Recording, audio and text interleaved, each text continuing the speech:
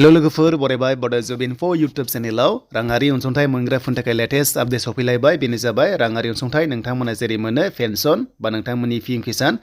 बा नोंथांमोननि अरुणोदय बेनिफ्राय नोंथांमोननि सीएमनि लननि सायाव Aadhaar card link bank account update दा बोरै खालामनांगौ आरो खालामाबा मा प्रब्लेम दङ नोंथांमोना भिडिअ नायलांबाय था जोबजासिम बेनिफ्राय गोदानै अरुणोदय गोबां सोंगासिनो दङ 3.0 माब्ला एप्लाइ जागोन बेनि सायावबो कभार खालामगोन जाय नोंथांमोना बड' जब इनफो यूट्यूब चेनेलाव गोदान साबस्क्राइब खालाम साख्रिनि आपडेट मोनबाय थागोन लोगोसे गुबुन गुबुन गभर्नमेन्ट स्किमनि सायाव एबा लननि सायाव नोंथांमोना आपडेटखौ मोनबाय थागोन दा बिदिब्ला गोबां कमेन्ट्स खालामदोंमोन नोंथांमोननि एकाउन्टआवहाय राङा हाबदोंना हाबाखै बेनो जाबाय अरुणोदय दा जों बिनि सायाव लाइभ प्रुफ लाना फैदों बेखायनो भिडिअखौ नोंथांमोना नायबाय थाबानो जाबाय जाहाथे बयबो नोंथांमोना क्लियारि जायो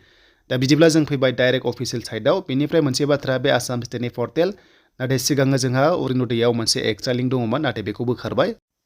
दा जेब्ला सरकारा होफिनगोन अब्ला नोंथांमोना गाव गावनि नामजों गामिजों नायनानै गासैखौबो चेक खालामनांगोन जे नोंथांनि एकाउन्टआव रां हाबदोंना हाबाखै आरो हाबाखैबा मानि थाखाय हाबाखै गासैबो जोङो डिटेल्सखौ मोननो हागोन नाथाय मोनसे बाथ्रा जुदि नोंथांमोना राङारि अनसुंथाइ मोनग्राफोर पेन्सनानो जा स्किमानो जा एबा लनानो जा नोंथांमोननि एकाउन्टआ गासैबो अके थानांगोन एकाउन्टआव बेनो जाबाय आधार कार्डजों बेंकजों नोंथांमोना लिंक थानांगोन बेनिफ्राय 3.0 अरुणोदयआ जासिगोन आरो जेब्ला जाय नोंथांमोना आपडेट मोनगोन बेखायनो आधार कार्डजों बेंक एकाउन्टजों लिंक थाथारनांगोन बेखायनो गैयाबा नोंथांमोना मोनाखै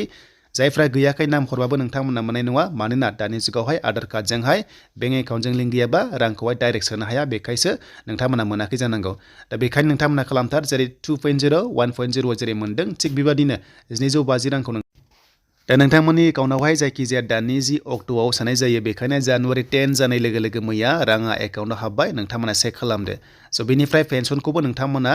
10 डेटनि सिगांनो मोनगोन एबा 10 आव मोनगोन बेनिफ्राय नोंथांमोननि माइरं मोनग्राफोर बेबो जाबाय नोंथांमोना जायखिजाया माइरंखौहाय 10 अक्ट'नि सिगां नोंथांमोना मोननो हागोन एजेन्टनिफ्राय दा बेखायनो नोंथांमोननि माखासे मावनांगौ खामानि जाबाय आधार कार्डजों बेंक एकाउन्टजों लिंक गैयाबा जायखिजाया गभर्नमेन्ट स्किम पेन्सनानो जा नोंथांमोना लनानो जा बेखौ मोननो नागिरा माने सोखाया पीएम किसानावबो नोंथांमोननि एकाउन्टआ गासैबो अके जायोबा फेब्रुवारियाव नोंथांमोना रांखौहाय मोननो थांगासिनो दङ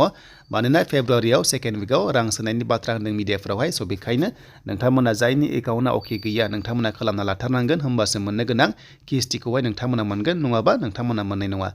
स' बेनिफ्राय सीएमनि राङारि अनसुंथाइ जायफ्रा लागोन एबा लागासिनो दङ बा नोंथांमोना एप्लाइ खालामगासिनो दङ स' नोंथांमोनाबो बिग आपडेट मानोना लास्ट डेट फैगासिनो दङ स' लास्ट डेटआ जाबाय 21 जानुवारि नोंथांमोना बिनि सिगां फर्म फाइनाल साबमिट खालामाबा नोंथांमोननि एकाउन्टआवहाय राङा हाबनाय नङा